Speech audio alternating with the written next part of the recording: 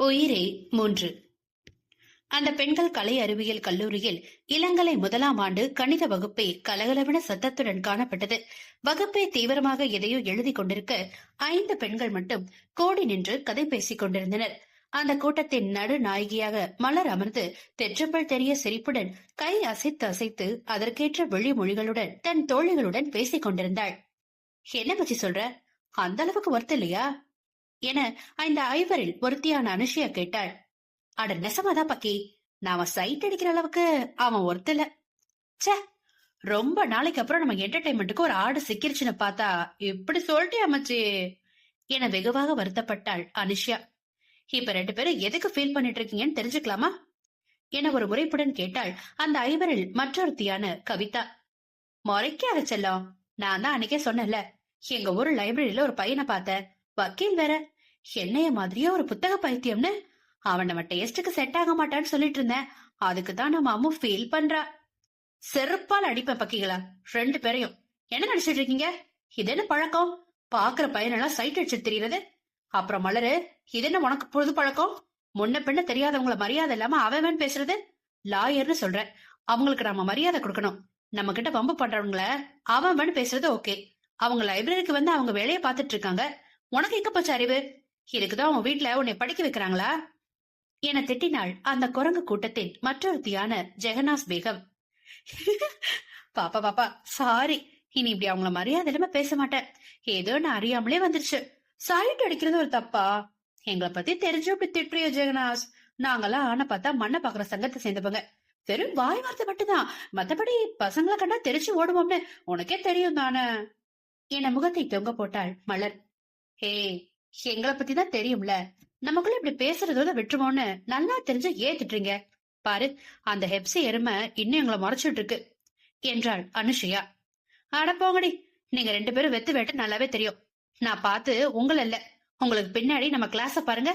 எல்லாரும் தீவிரமா மகேஷ் மேமோட ஹோம்ஒர்க் செம்ம போட்டுட்டு இருக்காங்க. யாருக்கும் இன்னும் ஆன்சர் வரல. அடுத்த அவர் மகேஷ் மேம் தான். கிளாஸே அலறிட்டு இருக்கு.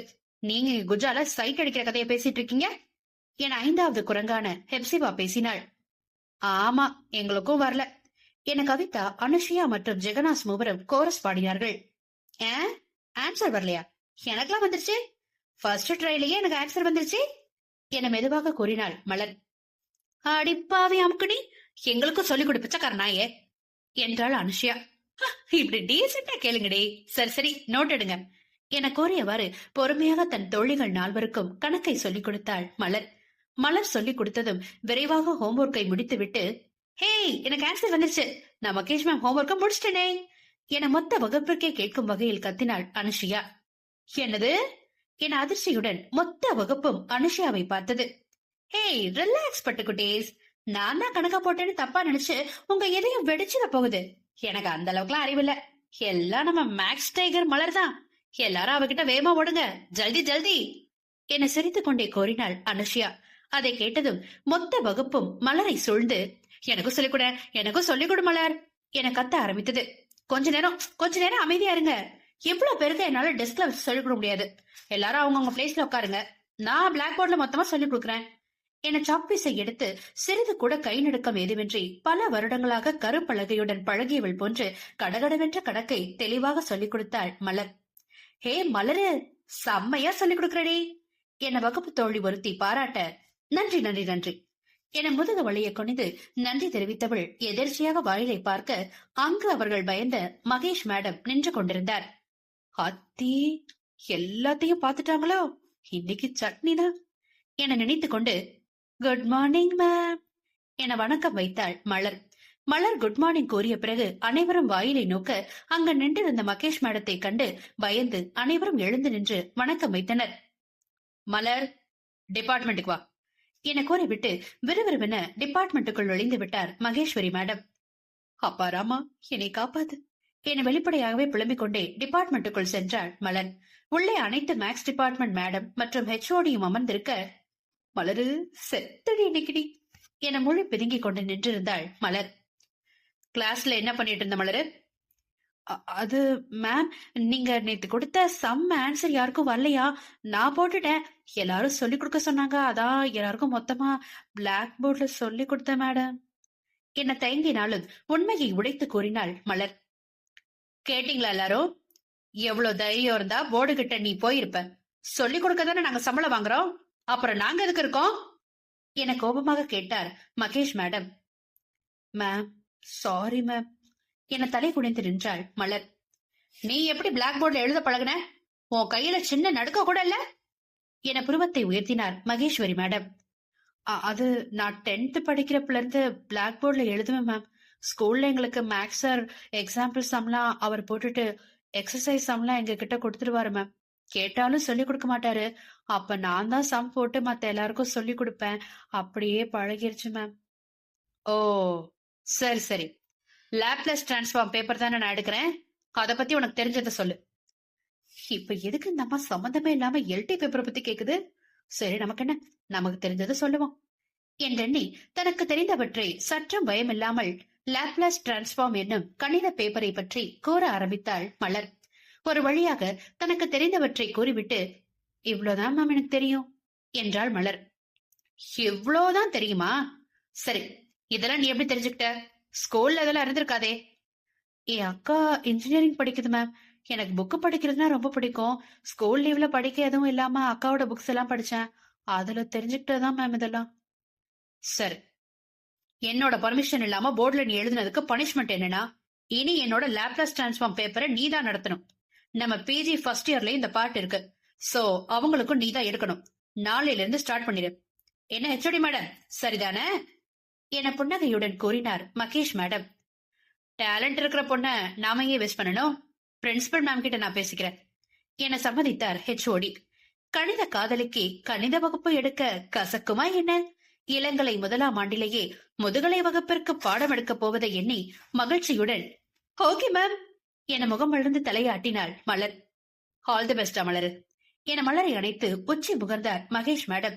மலரும் புன்னகையுடன் தலையசைத்து விடை பெற்றாள். அன்றிலிருந்து மகேஷ் மேடத்திற்கு மட்டுமில்லாமல் மொத்த மேக்ஸ் டிபார்ட்மெண்டிற்கே செல்ல குழந்தையானாள் மலர். சந்தோஷ மிகுதியில் கை கால் நடுக்கமெடுக்க ரெஸ்ட் ரூமிற்குள் நுழைந்து முகத்தை கழுவினாள் மலர். தன் திறமைக்கு கிடைத்த வாய்ப்பை எண்ணி கண்ணாடியில் தெரிந்த தன் பிம்பத்தை பார்த்து புன்னகைத்தாள். அப்பொழுது மலரின் நினைவலையில் தனது சிறுவயது ஆசையாக தந்தையிடம் கூறியது நினைவிற்கு வந்தது. அப்பாப்பா, நான் பெரிய பொண்ணாகி வக்கீலுக்கு படிப்பேன், அதுவும் கிரிமினல் ஆயிராவேன், கருப்பு கலர் கோட்டு போட்டுட்டு உங்க முன்னாடி நிப்பேனே என தன் 13 வயதில் தந்தையிடம் கண்களில் கனவு மின்ன கூறியதும், பொம்பளை பிள்ளைங்களுக்கெல்லாம் வக்கீல் தொழில் சரி வராது சின்ன தாயே, அதுவும் கிரிமினல் ஆயிரு, கண்ட கண்ட ரவுடிய கூட எல்லாம் பழக வேண்டி வரும், வேண்டாம்டா, நாம டீச்சர் ஆவோம் என தந்தை தன் கனவில் ஒரு லாரி மண்ணை அள்ளி கொட்டியதும் தன் வாழ்வு திசை மாறி சென்று கொண்டிருப்பதைத்தான் ஒரு சாதாரண பெண்ணாக தள்ளி நின்று கைகட்டி வேடிக்கை பார்ப்பதை வேதனையாக உணர்ந்தாள் மலர். வேதனையின் விளைவாக சற்று முன் இருந்த புன்னகை மாறி கண்ணீர் தழும்ப அதை மறைக்க வேகமாக தண்ணீர் அள்ளி முகத்தை கழுவினாள் மலர். தண்ணீர் பட்டு மறைந்த அந்த கண்ணீரை போலவே தன் புன்னகையால் தன் ஆசையை யாருக்கும் தெரியாமல் மறைத்தாள். பொண்ணா பிறந்தவளுக்கு இந்த உலகத்துல தனக்குன்னு எந்த ஆசையும் விருப்பமும் இருக்கக்கூடாது மலரு. பொண்ணோட ஆசை விருப்பம் எல்லாமே இந்த சமுதாயத்தை வச்சுதான் தீர்மானிக்கப்படுது. எதிர்த்து பேசினாலும் யாரு காதலையும் விழாது. ஒரு பொண்ணு கத்தி தன்னோட ஆசைய தைரியமா சொன்னா இங்க எல்லாரோட காதும் செவிடா மாறிடுதுரே என ரெஸ்ட் ரூமில் இருந்த கண்ணாடியில் தெரிந்த தன் பிம்பத்தை பார்த்து கசந்த புன்னகையை சிந்தினாள் மலர். அப்பொழுது திடீரென, அந்த எழில் வேந்தனுக்கு வக்கீல் கோட் போட்டா எப்படி இருக்கும் என்று தன் கற்பனை குதிரையை ஓட விட்டாள் மலர். அவர் வக்கீலுங்கிறதுனாலதான் நாம அவரை பத்தி இவ்வளவு யோசிக்கிறோமோ? வேண்டாண்டி தங்கமே, உனக்குள்ள பிரச்சனையே போதும். அவர் லாயரா இருந்தா என்ன, கலெக்டரா இருந்தா என்ன, நீ உண்டு உன் வேலை உண்டுன்னு இருக்கணும், புரியுதா என்று தன் பிம்பத்திடம் பேசியவள் வகுப்பிற்கு சென்று மகேஷ் மேடம் கூறியதை தன் தோழிகளிடம் கூறி துள்ளி குதித்தாள் மலர். இப்படி ஒழுங்கா படிக்கிற வேலையை பாரு மலரு, சும்மா சைட் அதுன்னு சாதாரண பொண்ணுங்க மாதிரி உன்னோட சிந்தனையை சிதற விடாத, சரியா என்றாள் ஜெகநாஸ். ஹே, அதெல்லாம் சும்மா லொழு லைக்கு, எவ்வளவு பெரிய வாய்ப்பு இது, பிஜி கிளாஸ்க்கு செமினார் எடுக்க போற என்று தன் தோழியரை கட்டிக்கொண்டு துள்ளி குதித்தாள் மலர். அந்த வாரம் ஞாயிற்றுக்கிழமையில் வழக்கம் போல மலர் நூலகத்திற்கு வர லட்சுமி அக்கா ஏதோ வேலை இருப்பதாக கூறி சாவியை மலரிடம் கொடுத்து சென்று திறக்க சொல்ல, மலரும் வந்து நூலகத்தை திறந்து வருகை பதிவேட்டில் தனது 3வது இடத்தில் கையெழுத்திட்டாள்.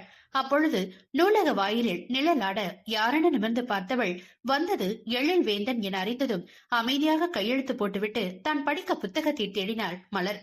நூலகத்துக்குள் நுழைந்த வேந்தனும் உள்ளே யாரும் இல்லாமல் இருக்க லட்சுமி அக்காவை பற்றி விசாரிக்க எண்ணி, அக்கா எங்க என எழில் வேந்தன் முதல் முறையாக மலரிடம் பேசினான். அக்காவுக்கு ஏதோ வேலை இருக்கா, இப்ப வந்துருவாங்க என அவனின் முகம் கூட பாராமல் குறிவிட்டு ஒரு புத்தகத்தை எடுத்துக்கொண்டு வேந்தனிடமிருந்து தள்ளி அமர்ந்து புத்தகத்தில் மூழ்கிவிட்டாள் மலர். டிவி சீரியல், போன், சமையல் என மூழ்கி போகும் பெண்களுக்கு மத்தியில் புத்தகத்தில் மூழ்கியிருக்கும் யார் இவள் என்ற கேள்வியுடன் மலரை சுவாரஸ்யமாக பார்த்தான் வேந்தன். ஒரு பையனும் பொண்ணோ மட்டும் தனியே அமர்ந்திருந்தாலும் தன்னை ஒரு பொருட்டாக எண்ணாமல் கருமமே கண்ணாக புத்தகத்தில் மூழ்கி இருக்கும் மலரை ஆர்வமுடன் ரகசியமாக ரசிக்க ஆரம்பித்தான் வேந்தன். ரசிக்கப்பட்ட அவளோ எந்த பெண்ணையும் ஏறெடுத்து பார்க்காமல் நெஞ்சை நிமிர்த்தி திமிராக இருந்தவனே, உன் அலட்சியத்தால் என்னை நிமிர்ந்து பார்க்க வைத்தாயே காரிகையே, யாரடி நீ? உயிர் தொலையும். உயிரே 4. ஆளில்லாத அந்த நூலகத்தில் மலரும் வேந்தனும் மட்டுமே இருக்க, வேந்தன் ரகசியமாக மலரை சுவாரஸ்யமாக பார்த்தபடி இருந்தான். இதை எதையும் அறியாத மலர்தான் வைத்திருந்த புத்தகத்தில் மூழ்கி இருந்தாள். எத்தனை நூலகத்துக்கு போய் சுத்திருக்கேன், எங்கேயும் பொண்ணுங்க இப்படி நூலகத்துக்கு வந்து படிச்சதே இல்லையே, இந்த பொண்ணு வித்தியாசமா இருக்காளே என சிந்தித்தவாறு மலரையே ஆராய்ச்சி பார்வை பார்த்தபடி இருந்தான் வேந்தன். சிறிது நேரத்தில் லட்சுமி அக்கா வந்துவிட தன் பார்வையை திருப்பிக் கொண்டான் வேந்தன். லட்சுமி அக்கா வந்ததும் அதுவரை அமைதியாயிருந்த மலர் ஆளே மாறிவிட்டாள். அக்கா வந்ததும் அவருடன் கதை பேசிக்கொண்டு தன் தெற்றுப்பல் தெரிய சிரித்தபடியே இருந்தாள் அவள். மலர் செய்யும் சேட்டைகளை ரகசியமாக ரசித்துக் கொண்டான் வேந்தன். தான் ஒருவன் அங்கிருப்பதை பொருட்படுத்தாமல் வாய் ஓயாமல் லட்சுமி அக்காவுடன் பேசிக்கொண்டே இருந்தாள் மலர். சிறிது நேரத்தில் நூலகர் வர அவருடன் சற்று வாயடித்துவிட்டு வழக்கம் போல சிறு மழலை என நூலகருக்கு டாட்டா சொல்லிவிட்டு தன் வெளி வட்டத்தில் வேந்தரின் நிழல் கூட விழாதவாறு லட்சுமி அக்காவுடன் வீட்டிற்கு புறப்பட்டாள். மலரின் வாழ்க்கை எவ்வித மேடு பள்ளங்கள் இன்றி தன் தோழிகளுடன் அரட்டை, செமினார் எடுப்பது, மாலையில் நூலகம் செல்வது என அழகாக சென்று கொண்டிருந்தது. ஒரு வழியாக தன் இளங்கலை 1ஆம் ஆண்டை வெற்றிகரமாக முடித்தாள் மலர். கல்லூரி விடுமுறை நாட்களில் வீட்டில் இருக்க முடியாமல் தினமும் நூலகம் செல்ல ஆரம்பித்தாள். அப்பொழுது தனது பக்கத்து வீட்டு பையன் மலரை விட 1 வயது குறைந்தவன் அருணும் நூலகத்திற்கு வர ஆரம்பிக்க மலருக்கு ஒரே கொண்டாட்டம்தான். வேந்தரும் இடையிடையே வந்தாலும் அவனை ஒரு பொருட்டாக மதியாமல் லட்சுமி அக்கா மற்றும் தன் தம்பி அருணுடனும் ஆட்டம் போட்டுக் கொண்டிருந்தாள். ஆரிகாமி செய்ய பழகுவதாக கூறிக்கொண்டு நூலகத்தில் உள்ள பழைய நியூஸ் பேப்பர் எல்லாம் கிழித்து மலரும் அருணும் போட்டி போட்டு ராக்கெட் செய்து விளையாடினர். குப்படிக்காதீங்க என லட்சுமி அக்கா எவ்வளவு கத்தியும் அதை காதில் வாங்காமல் பழைய நியூஸ் பேப்பர் எல்லாம் கிழித்து ராக்கெட், மீன், தவளை, கப்பல், கொக்கு என விதவிதமாக செய்து நூலகத்தை ஒரு வழி ஆக்கினர் இருவரும். நூலகர் வரும் வரை மலரும் அருணும் கத்தி ஓடி பிடித்து விளையாடிவிட்டு நூலகர் வந்ததும் உலகத்தின் மிக நல்ல பிள்ளைகள் போல இருவரும் தான் என தோன்றும் அளவு அமைதியாக அமர்ந்து விடுவர். ஒரு சில நேரம் வேந்தன் வந்தால் அமைதியாக இருப்பர். நாள் ஆக ஆக வேந்தனையும் கணக்கில் எடுக்காமல் விட்டு விட்டனர். வேந்தனும் நூலகத்திற்கு வந்தால் அமைதியாக ஒரு நோட்டை கொண்டு வந்து ஏதாவது கிறுக்கிக் கொண்டிருப்பான். அடிக்கடி மலரை ரசித்தபடியும் இருந்தான். எப்பதாண்டா உங்களுக்கு காலேஜ் திறப்பாங்க என லட்சுமி அக்கா புலம்பும் அளவிற்கு மலரும் அருணும் ஆட்டம் அடித்திருந்தனர். மலர் தன்னை கண்டு கொள்ளாமல் லட்சுமி அக்காவுடனும் அருணுடன் மட்டும் பேசி சிரிப்பதை கவனித்துக் கொண்டே இருந்தான் வேந்தன். எப்படியாவது மலருடன் பேச வேண்டும் என நினைத்தாலும் தனது தயக்க குணம் பேச தடை செய்துவிடும் வேந்தனை. நாள் ஆக ஆக மலரின் குணங்கள் அனைத்தும் வேந்தனின் மனதில் தாக்கத்தை ஏற்படுத்த இரவில் உறக்கத்தை தொலைத்தான் வேந்தன். ஒரு ஜீவன் தன் நினைவில் உறக்கத்தை தொலைத்திருப்பதை அறியாமல் நன்றாக உறங்கி எழுந்தாள் மலர். தான் இதுவரை பார்த்த பெண்களிடையே மலர் வித்தியாசமானவளாக தோன்ற வேந்தன் எண்ணத்தில் புகுந்து இம்சை செய்தாள். ஒரு நாள் மாலை நூலகத்தை தலைகீழாக புரட்டி கொண்டிருந்தாள் மலர். அப்படி என்னத்தை தாண்டி தேடுற என்று லட்சுமி அக்கா கேட்டும் மலரிடம் எவ்வித பதிலும் இல்லை. தேடி ஓய்ந்து, அக்கா இந்த வார விகடனை பாத்தீங்களா, அதுதான் காணோம் என மூக்கை உறிஞ்சு கொண்டு கேட்டாள் மலர். எவ்வளோ நேரம் கேட்டேன், என்ன தேடுற என்ன தேடுறன்னு சொன்னியா நீ? விகடனை வேந்தன் எடுத்துட்டு போயிட்டாங்க. வேந்தனா? யாருக்காது? இந்த நூலகத்தோட ரெகுலர் கஸ்டமர் நானு. என்னையவே படிக்க விடாம பண்ணனா அந்த ஜீவன் யாருக்கா என எழில் வேந்தனை முற்றிலும் மறந்திருந்தாள் மலர். அடாதாண்டி வக்கீலு ரொம்ப அமைதியான பையன், வர்றதும் தெரியாது போறதும் தெரியாது. நீ இங்க மட்டும்தான் ரெகுலர் கஸ்டமர். ஆனா வக்கீலு நம்ம ஊரை சுத்தி உள்ள 3 ஊர் நூலகத்துக்கும் ரெகுலர் கஸ்டமர் தெரியுமா? வேற வேலையே இல்ல போல இருக்கு. நம்ம சார் சொன்னாரு அன்னைக்கு. யாரோ எப்படியோ இருந்துட்டு போட்டோம், எனக்கு என் விகடன் வேணும். எப்படி நீங்க அவங்க எடுத்துட்டு போவிடலாம்? என லட்சுமி அக்காவிடம் சண்டைக்கு சென்றாள். நான் என்னடி பண்ண? உன்னை மாதிரிதான் அந்த தம்பியும் வருது. நான் அப்படியே எடுத்துட்டு போக கூடாதுன்னு சொல்ல முடியும்? அது எவ்வளவு அமைதியான பையன் தெரியுமா? உன்ன மாதிரியா? அமைதினா எந்த கடையில வைக்கும்னு கேக்குறவனி. இது வரைக்கும் என்கிட்ட எண்ணி 4 வார்த்தை தான் பேசியிருக்கு. நம்ம சார் கிட்ட தான் பேசிக்கிட்டே இருக்கோம். அவங்க அமைதியா இருந்தா எனக்கு என்ன? அவங்களுக்கு எனக்கு பேச்சு இல்ல. இப்ப எனக்கு விகடன் வந்தாகணும். நான் என்னடி பண்ண முடியும்? இன்னைக்கு ஒரு நாள் பொறுத்துக்க, நாளைக்கு வாங்கி வைக்கிறேன் என்று மலரை சமாதானப்படுத்தினாள் லக்ஷ்மி. அந்த வக்கீல் ஏன் வழியில ரொம்ப கிராஸ் பண்றாங்க, சொல்லி வைங்க இந்த மலரை பத்தி என முகத்தை தூக்கி வைத்துக் கொண்டு அமர்ந்தாள் மலர். அந்தாதான் வருது, நீ ஏன் சொல்லு. யோ, என் வழியில குறுக்க வராதன்னு தூரத்தில் வரும் வேந்தனை பார்த்து கூறிவிட்டு சிரித்தார் லக்ஷ்மி. எது என வெளியே எட்டி பார்த்து வேந்தன் வருவதை உறுதி செய்து கொண்டு, இந்த பேச்சு நமக்குள்ளதான் இருக்கணும், வெளியில போனுச்சு செத்தீங்க. லக்ஷ்மி அக்காவை விளையாட்டாக மிரட்டிவிட்டு புத்தகம் தேடுவது போல் உள்ளே சென்று மறைந்து கொண்டாள் மலர். அதற்குள் வேந்தன் நூலகத்தின் வாயிலை நெருங்கி இருக்க லக்ஷ்மி சிரித்துக் கொண்டே, வாங்க வேந்தன். இந்தாங்கா, நேற்று எடுத்துட்டு போன விகடன் என்றவாறு அங்குள்ள மேசையின் மீது விகடனை தூக்கி போட்டான் வேந்தன். அப்பா, இவ்வளவு நேரம் இதை காணோன்னு ஒரு ஆள் நூலகத்தையே 2 ஆக்கிருச்சு. அடே மலரு, இந்தா நீ கேட்ட விகடன். உள்நோக்கி குரல் கொடுத்தார் லக்ஷ்மி. முறைத்தவாறே விரட்டின விகடனை தூக்கி கொண்டு தனியாக சென்று அதில் மூழ்கிவிட்டாள் மலர். அதன் பிறகு வேந்தனையோ லக்ஷ்மி அக்காவையோ சிறிது கூட கண்டு கொள்ளவில்லை. முழுதாக விகடனை படித்து முடித்துவிட்டு நிமிர்ந்து மணியை பார்த்துவிட்டு, அக்கா நேராச்சு, வீட்டுக்கு போலாமா? அதுவரை லக்ஷ்மி அக்காவிடம் பேசிக் கொண்டிருந்த வேந்தன் மலரை நோக்கினான்.